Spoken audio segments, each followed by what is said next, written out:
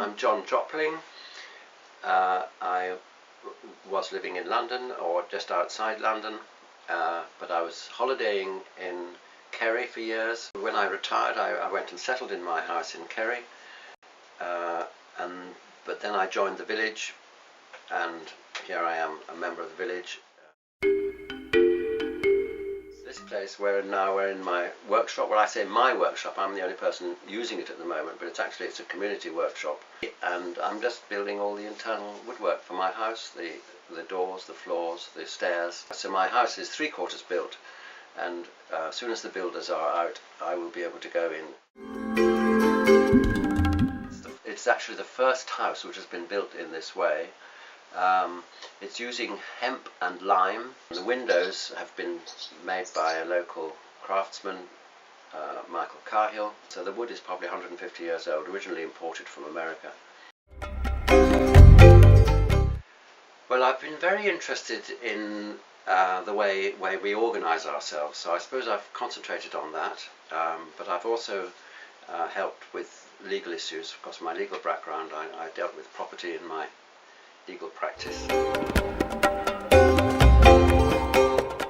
A democratic system, yes, but of a very different kind from the way we've been brought up to think of democracy, which is that you elect people to take the decisions for you. When I joined the village, it was very obvious that this method wasn't working. We set up a process group.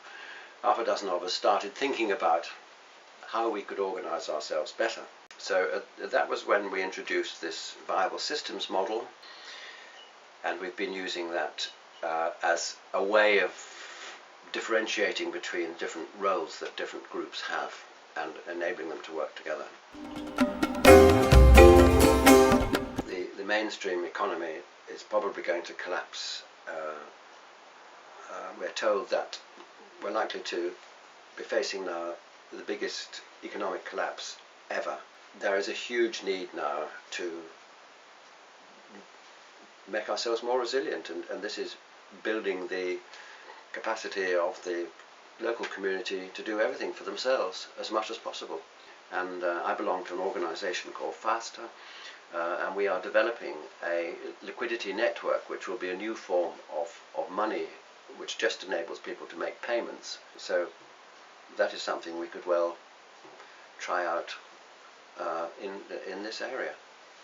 So there are all sorts of exciting things we can do. It's going to be very, very interesting times.